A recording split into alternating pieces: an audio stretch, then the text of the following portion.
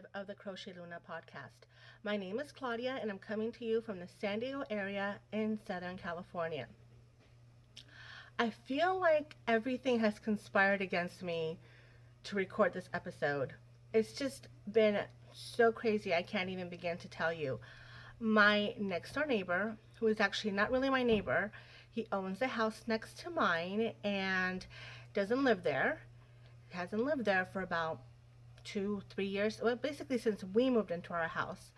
And this morning, I guess, was the big estate sale, and they decided to open up their backyard and bring all the stuff out, which, my neighbor's like in his 70s, and it's the stuff that belonged to his parents, the stuff that's from his childhood. So it's been crazy. I can't even tell you the carloads of things that people are just coming in and purchasing from him. He's a very nice guy. I mean, I've spoken to him a couple times, and he had mentioned to me that he was going to put the house up for sale because he was moving out of state.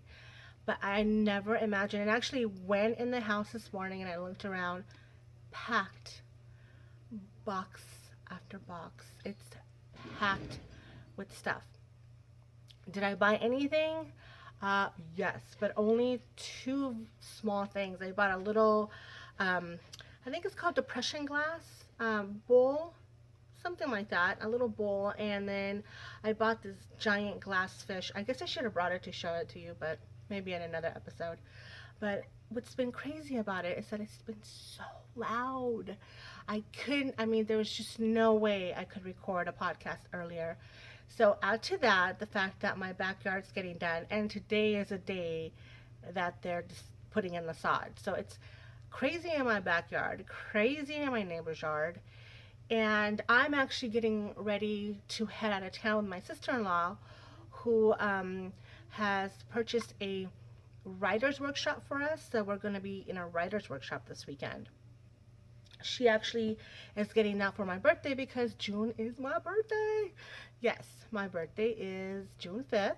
And so June is just my favorite month of the year because of that. I never used to care about birthdays ever. I didn't even celebrate them. I could care less. It really was no big deal. But I don't know, probably since the kids were born, birthdays have become a big deal for me because I feel like every year that I grow older is a good thing. It's a good thing that I've survived another year. It's a good thing that I'm enjoying life and I'm blessed to have the things that I have. So for me, birthdays now are a good way to celebrate the good life that I live. So anyway, but this podcast is taking me longer to record. And I do apologize if you hear crazy sounds because like I said, there's all kinds of craziness going on around me. And actually, I have a house full of kids. Yes, I'm podcasting in the afternoon after my kids have come home. And luckily, my sister-in-law Terry is here and she's keeping an eye on them. And I said, before I sat down, I said, I need quiet. I need to record this podcast. I wanted to get this out to you guys because I know that tomorrow our Cal starts. Our Summer of Romance Cal is going to start on Saturday, which by the time you guys see this will be, hopefully, I will have uploaded this on Saturday. And as you know, I'm hosting it with Clarissa Beth from Crochetcakes, but I'll get into more of that later.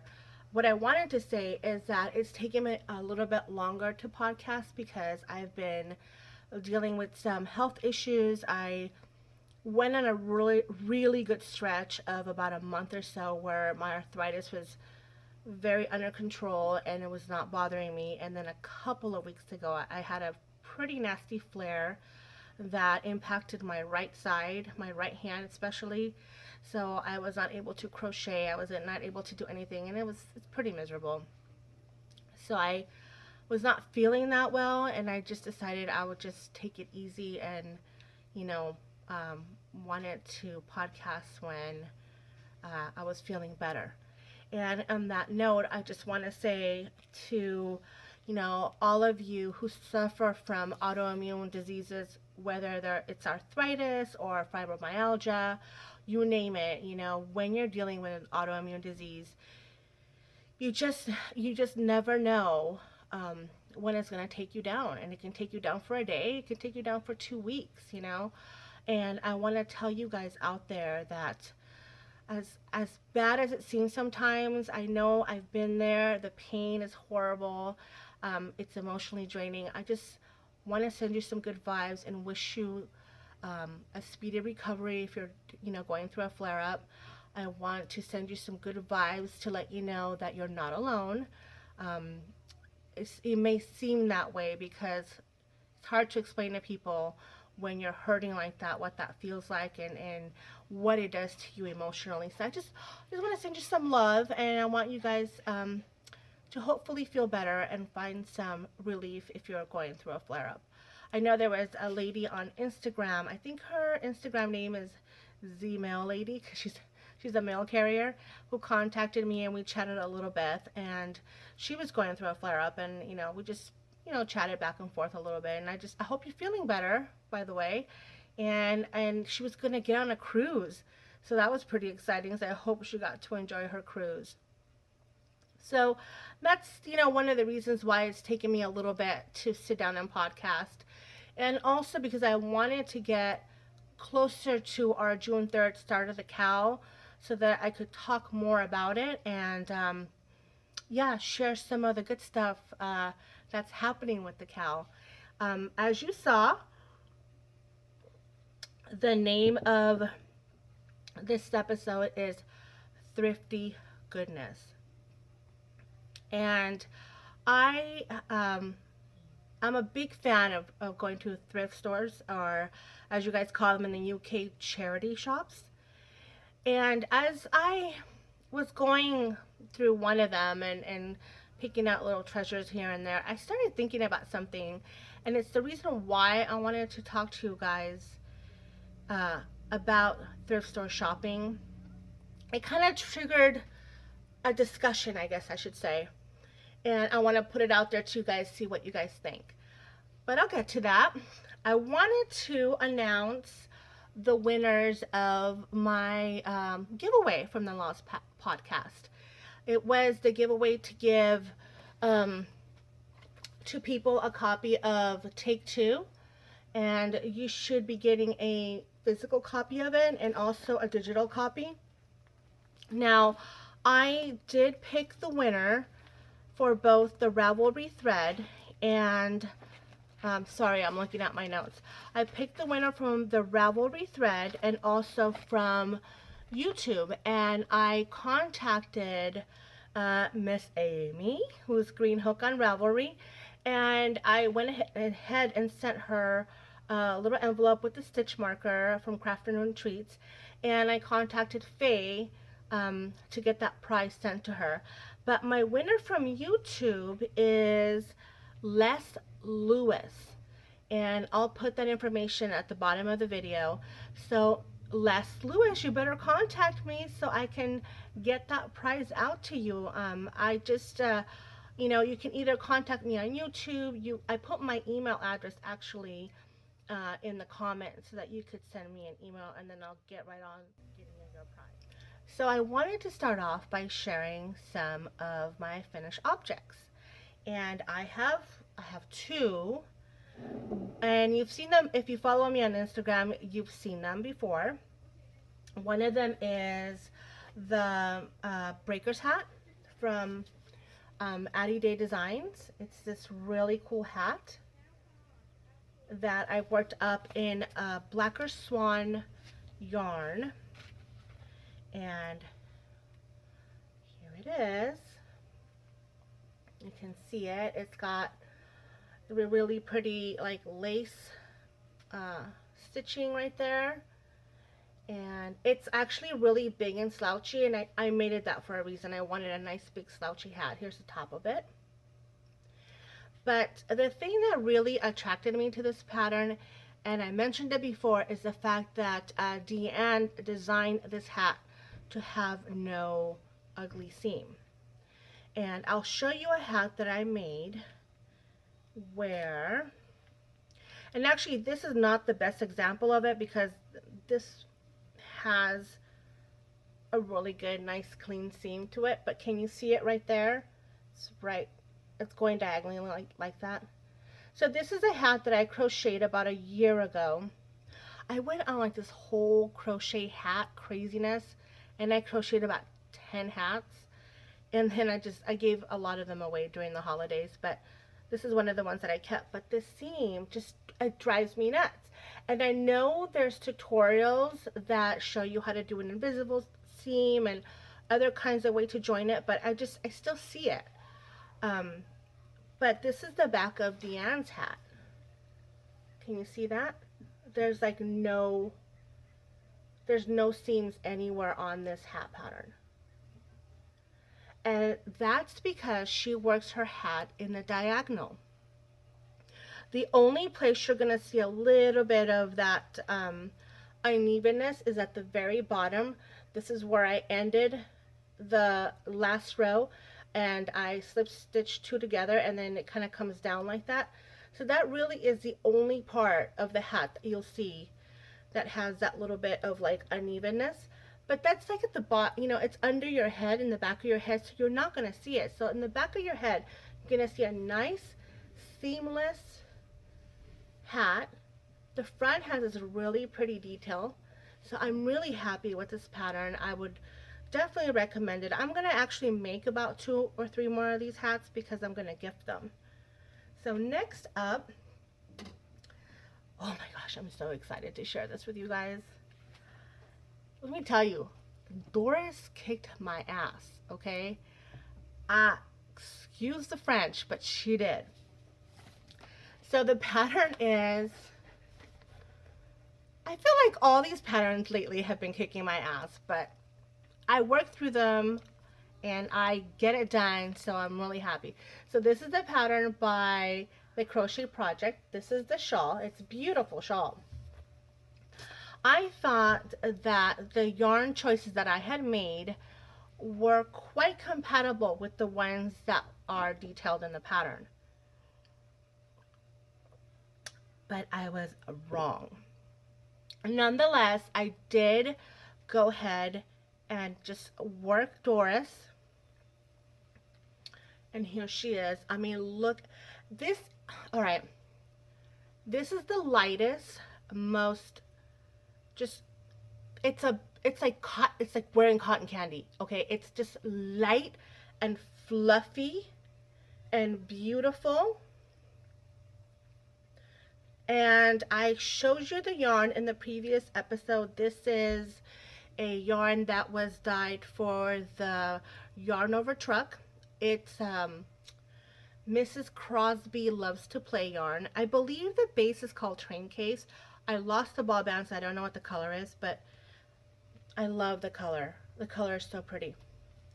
And then this part of it is the Barocco that I showed you, Barocco Folio, which, my God, that is a great yarn to work with. I really, really like it, and I actually have several colors of this yarn that I'm dying to use, because after using this one, I love it.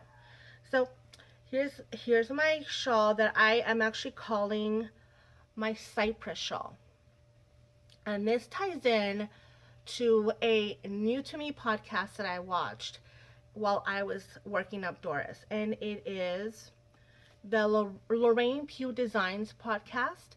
She actually started podcasting in, and I wrote it down, August of last year. And she lives in the island of Cyprus with her husband and her little son, who's so cute.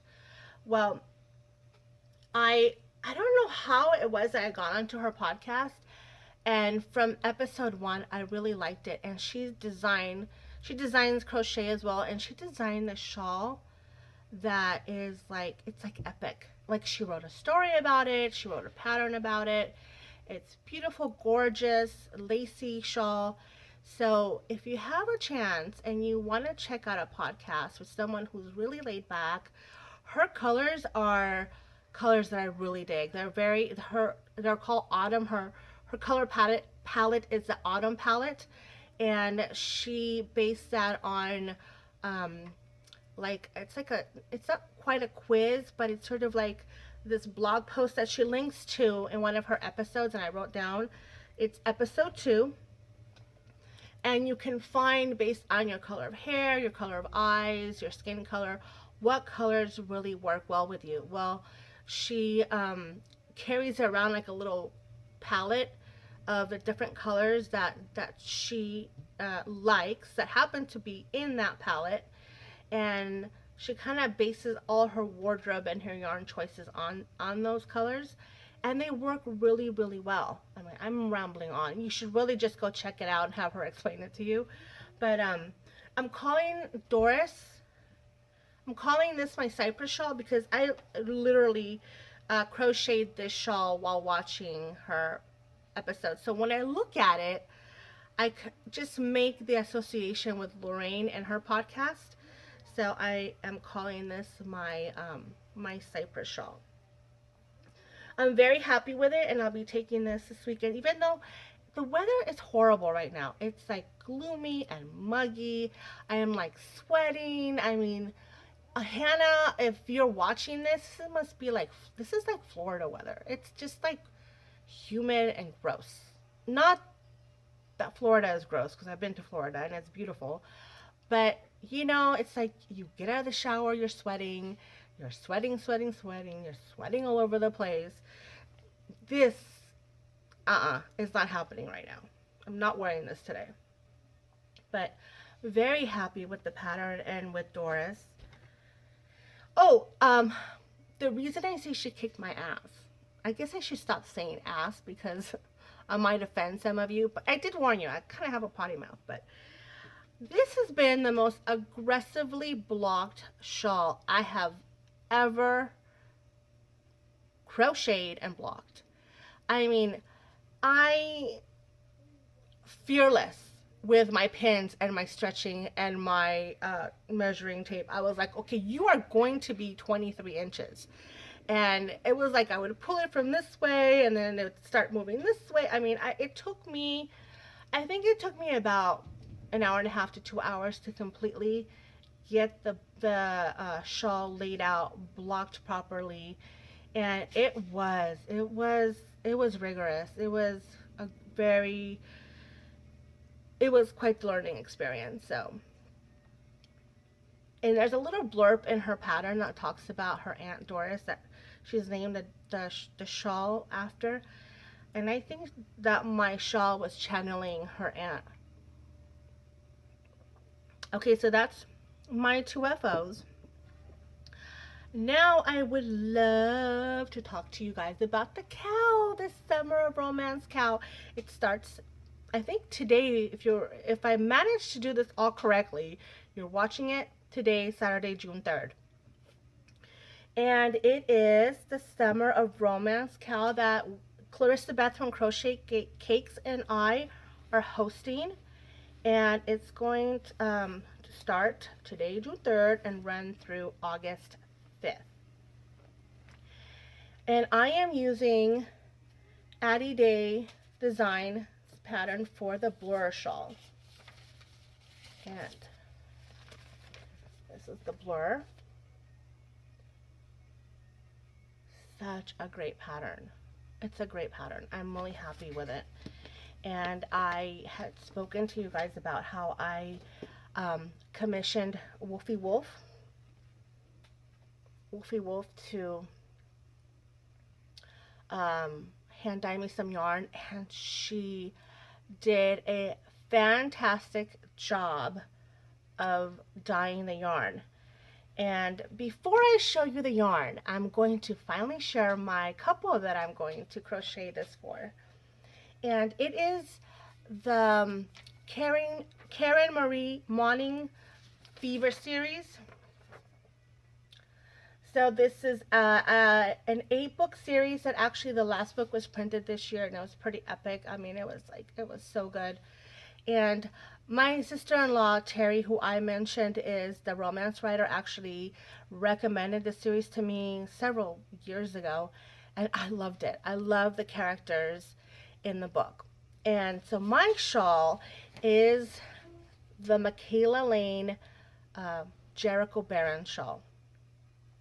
And I'm going to start by showing you the yarn. I haven't done much on it because I started it and then I put it down because I didn't want to get too far ahead. But here's the start of it. And this is, like I said, all hand dyed yarn.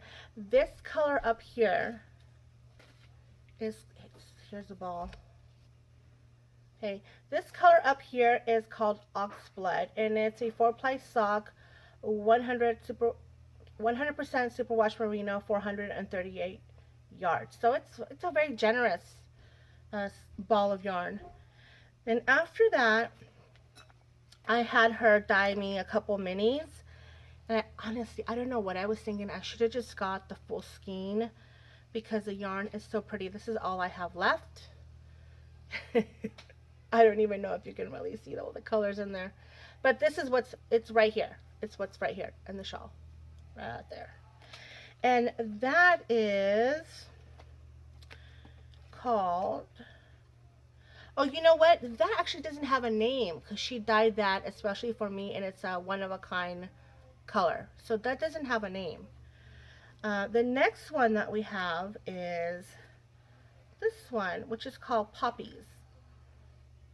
So this is Poppies. It's got yellows, it's got cream colors, and you see that? It's got little speckles of it's like a green.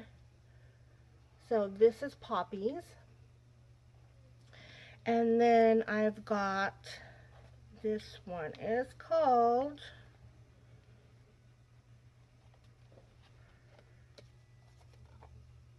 Party Pop. Look at that. Oh my gosh, look at these colors, you guys. All these really pretty rainbow colors. Now, if you've read this series, you know that the main character's name, Michaela Lane, who goes by Mac, is referred to oftentimes as Rainbow Girl. So this is Rainbow Girl for me. And then we've got okay. I'm just surprised that I've been able to keep all of these ball label things together and not lose. Here it is. Not have managed to lose every single one of these. Okay, this next color is called Stratosphere, and this is the only one that has Stellina in it. So this is Stratosphere. Can you see that? I don't know if you can get the sparkle on it. This is a 75-25, so it's superwash merino nylon Stellina. Oh, they're so gorgeous. I'm so in love with this. And then she gave me a little Party Pop mini for free, so she included that with my order, and I'm really happy. So thank you so much to Heidi of Wolfie Wolf Yarns for just doing an outstanding job, not only of dyeing the yarn, but just getting back to me so quickly. We communicated very well.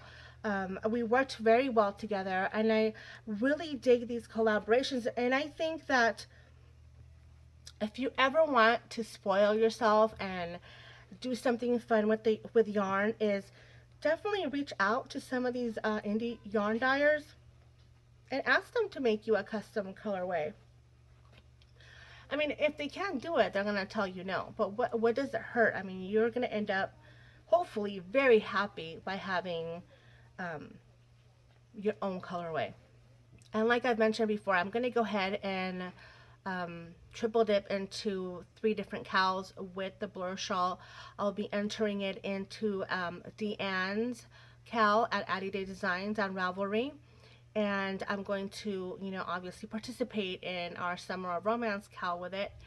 And the yardage I'm keeping track of, and I'll be entering that on the Keep Calm and Carry Yarn Ravelry thread for the cow that Vivian and Allison are running. So the other thing I want to share with you is that this yarn is living in this project bag. Now this project bag is not something you're going to find on Etsy. Look at that cool fabric. Because my mom made this for me. Yes, I mentioned that I had bought a sewing machine last episode, and she came down because I told her, I said, I want you to show me how to sew because I want to be able to make some project bags. So my mom is like crazy talented at so many things. She is like an amazing cook. She can sew.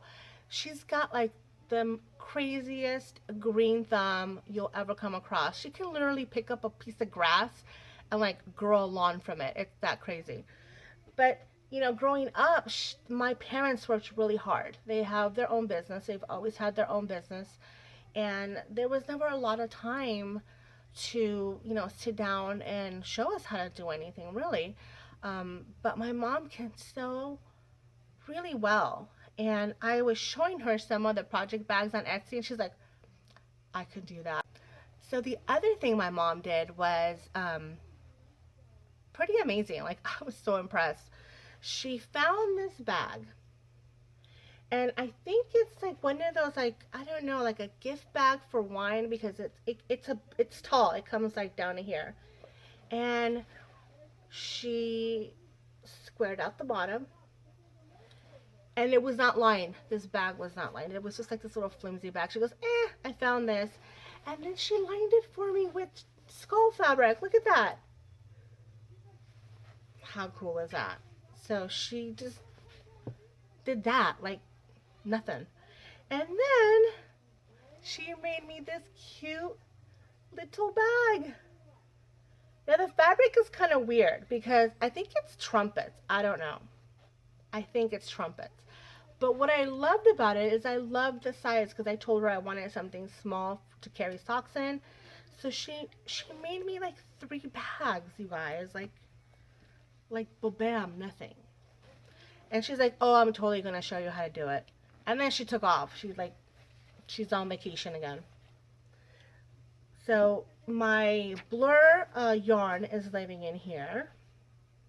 And my blur pattern and my blur shawl is living in there. And I'm really happy. Now this yarn order is actually my birthday present from my husband. Because I'm like, don't buy me anything, because I'll just get yarn and it's all good. Okay, so what do we have next? So next up is the Kevin Cow that's being hosted by Amber of the Yarn Hoarder podcast. She is doing a cow to honor her dog Kevin, who passed away last month, and I found a great pattern by Fiberflux. It's called the Philomena Shawlette, which is quite the mouthful, and this is what it looks like. And it's just a simple scarf with some tassels at the end, which I've never done tassels, so I'm kind of looking forward to making some tassels. And you know, her patterns are written so well. If you've never gone on the Fiberflux website, you definitely should check out her patterns. They're very well written. Like, she'll show you a diagram of what it should look like, and she does YouTube tutorials. So a lot of her patterns, if you go on her blog, you can look at the pattern, you can look at pictures, and towards the bottom of the pattern you'll see that there are links to the YouTube tutorial of that pattern, which is great, because if you are a beginner who's trying to learn how to read patterns, or you just don't do written patterns but you're good at visually seeing a video and then, you know, replicating that, then she's definitely one to check out. And she takes some really good pictures of her stuff. Like, look at this one. See, it's a small shawlette. It's not anything crazy. I think it can be done over the weekend. So I'll be trying that out. The yarn that I'm using is completely from Stash, and it's acrylic yarn. It's Vanna's Choice, and I do apologize because it's a mess, but I'll show you anyway. This is the yarn that I'll be using, and it's all my dog Rocky's colors. Like this is like, look at that. That's so good. I love the way this looks. It's got like little hairs, and these are not dog hairs. This is part of the yarn, but it's got all these like little different colors, just like he's got.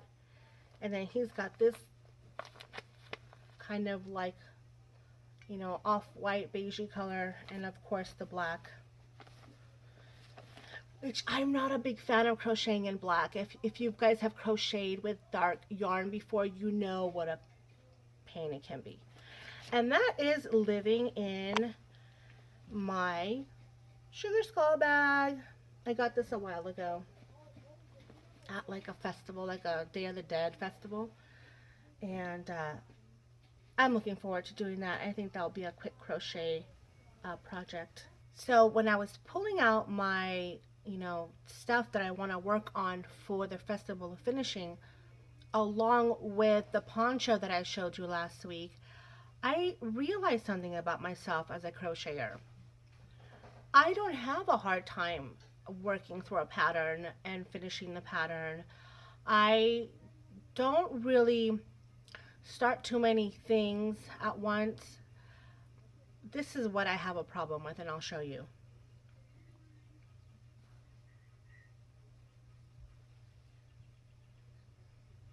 See that?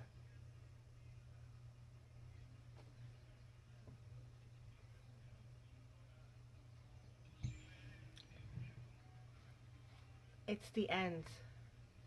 And I'm going to show you one. You're just going to die when you see it. Because actually I worked on this last fall, and I thought it was so pretty. It's just this ginormous granny stitch cowl, and it's all using scrap yarn. And then look at this.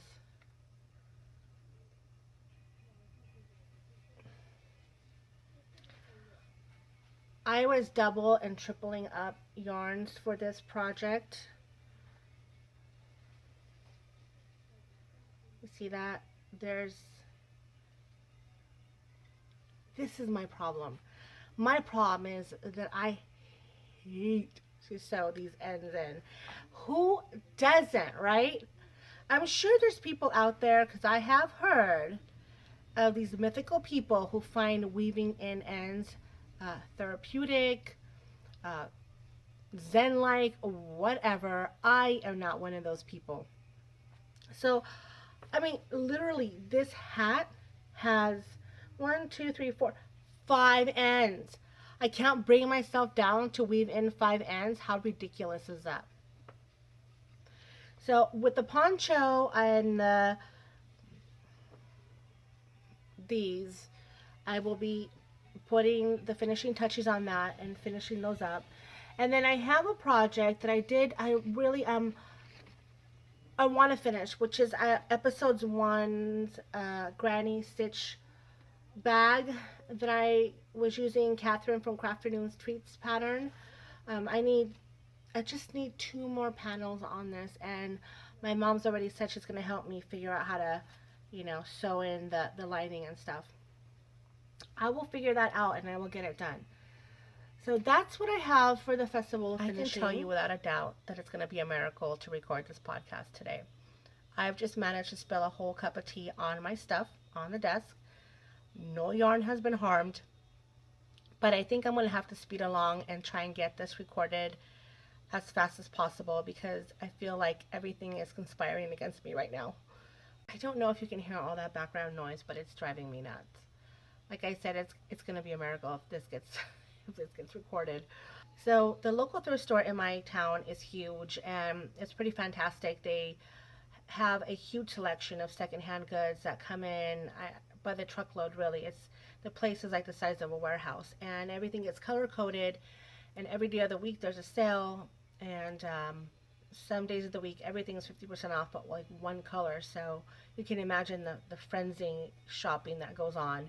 And one of the things that they carry is yarn, and it got me thinking about something that I was talking to my husband about, which is, do you know what to do with my yarn stash should something happen to me? And it's a morbid thought, I get it, but it's something to consider, because I've come across some incredible yarn finds at this place, and I have an example of how it's packaged just to show it to you. And I told him, I wouldn't want it to go to a thrift store like that. I would want it to go to people that I know would enjoy having some beautiful yarn in their, in their hands. And I know a lot of the crochet and knit charities only like to work with the acrylic. So I'm trying to see how I can educate him, because there's really only one person in my family who does appreciate yarn. That's my cousin Evelyn, who also crochets. And I think, it just, God forbid something happened to me. I just think that, my husband's not going to hold on to my Malabrigo and my expensive stuff so that one day my kids might want it. And I told him, I said, if anything happens to me, just give all the good stuff to Evelyn and then donate all the acrylic. Well, he has no idea what that is. There's all kinds of craziness going on in my house right now, so I got to wrap this up. But as I was telling you, this thrift store carries a lot of yarn, and I just wanted to see what ideas you guys have for, people make wills about who they're going to leave their jewels to or their expensive china. And I think that is a consideration when you have a substantial yarn stash, especially, if you have a substantial yarn stash full of hand-dyed yarns that you've paid a lot of money for. What do you want done with that yarn should something happen to you? Do you want to just, turn it over to a Goodwill or a Salvation Army, which will sell it for really like dollars? And the people handling it have no idea what they're handling. Do you want to will it to somebody in the family who is a fiber artist as well? Or is, like I was saying, if you contact a lot of crochet and knit charities, they're really only wanting the acrylic because they know that once an item gets made with the acrylic and it gets donated, the care for it is not that big. It's not a big deal if you throw it in the wash. And, a lot of times you don't want to give somebody a, 100% wool item, because that item possibly will not be taken care of correctly. And I guess it doesn't matter if you've passed away, but I just wanted to get your thoughts on that. And is that something that you even think about? Because I have been thinking about it, and like I said, I apologize for the noise. It's driving me nuts. I have been thinking about it, and I know that there is documents in our personal, my husband and I's estate planning, where you can, make, where you can document who you want certain things to go to. And I'm thinking about really sitting down and saying to my husband, look, the acrylic, go ahead, give away. And this is what acrylic yarn is. Or even maybe organizing my stash so that I can tell him, look, anything in this cubby or in this shelf or any of these 3 shelves is all acrylic. It could all go wherever. But the stuff on this shelf, please either give to, Evelyn or, some of my other crochet friends. So it's just something I was thinking about, and it's the reason why I wanted to talk to you about that, because I do find a lot of really lovely yarns at this thrift store. So I wanted to show you what a bag from this place looks like, and it's huge. These are huge, massive bags of yarn, okay? And you can see the price there. It's actually upside down. And I'm just showing you this just so that you can see. So that's $7.99. And when I purchased this, it was actually 25% off. But I've purchased bags this size for as little as $3.99. And I have found things like Malabrigo, I have found Noro yarns, I have found Debbie Bliss. I mean, if you know yarn, you can pick out the good stuff that is in the middle of this other stuff that's acrylic. No knock on the acrylic, because you guys know that I will crochet with anything, but there's some people who have stash from like the 70s, and the 70s acrylic is not as soft as the acrylic that you find nowadays. I found, just to give you an example, here's some Debbie Bliss Cashmerino, and here's another Lion brand. I've paid like maybe 50 cents for this kind of stuff. It's amazing.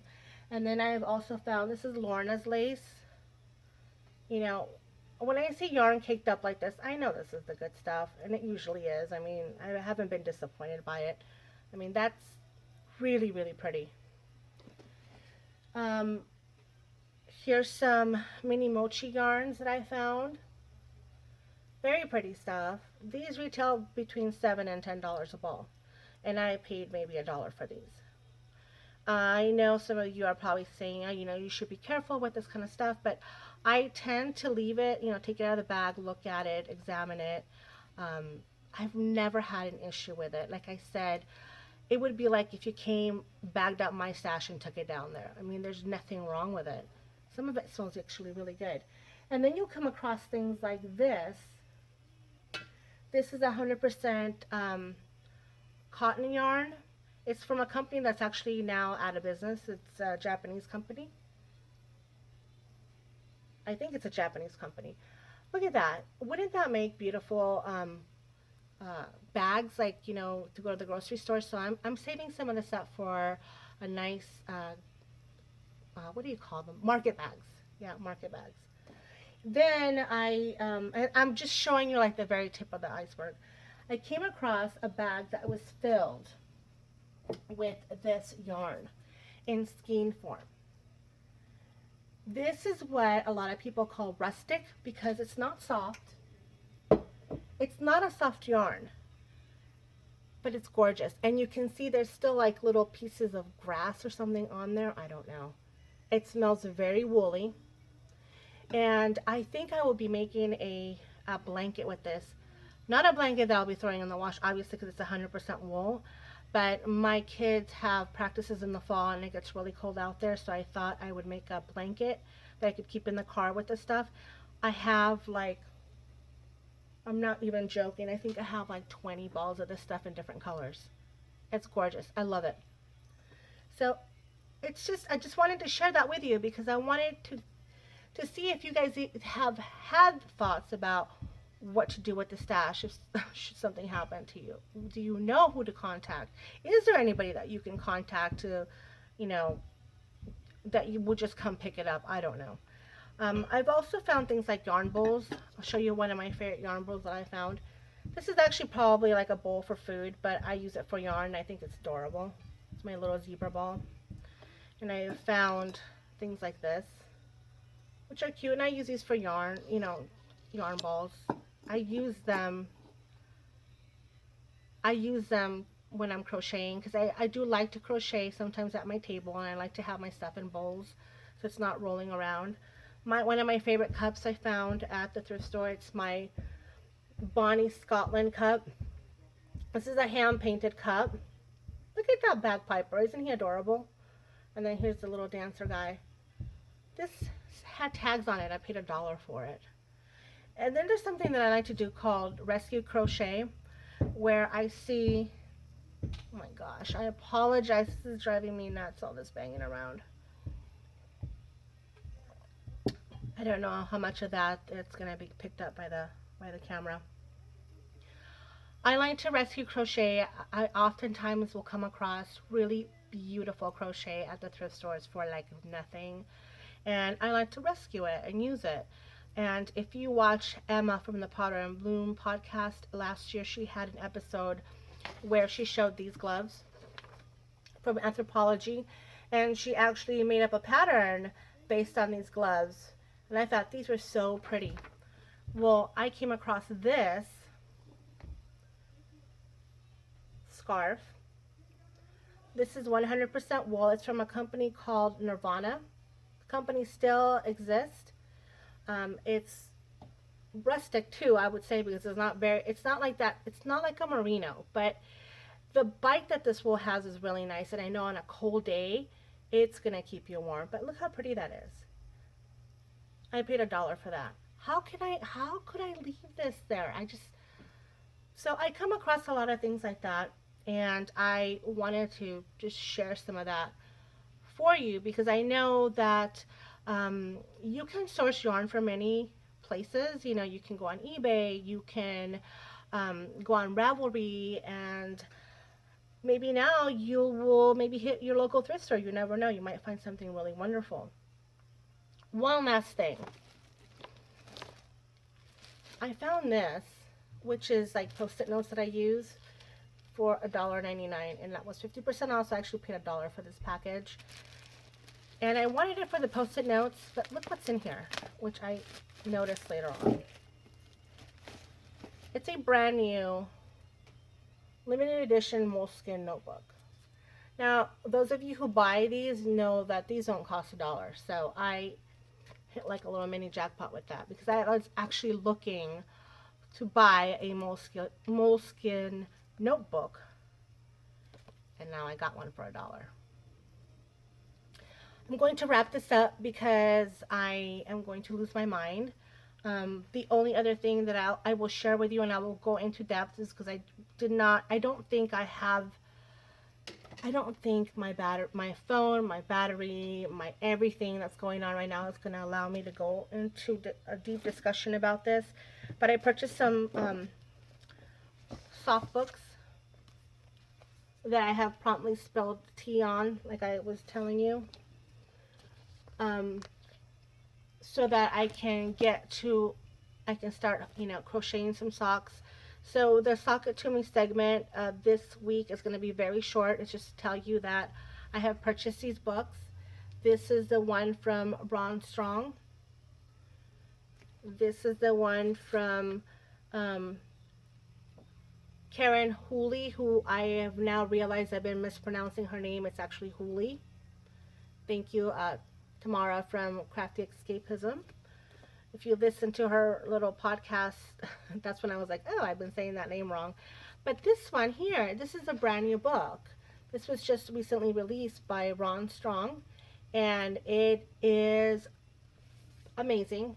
I am not doing a book review by any means. I'm just letting you know that these have come in the mail, that I've picked these up, and I'll be going through them. But just very quickly, I think what I'm going to do is some shorty socks. That might be a good place to start. The one on the cover is really pretty too. Let me see if there's another one here. Oh yeah, these yellow ones are really pretty. But here's a good picture of some of the socks that you can see there.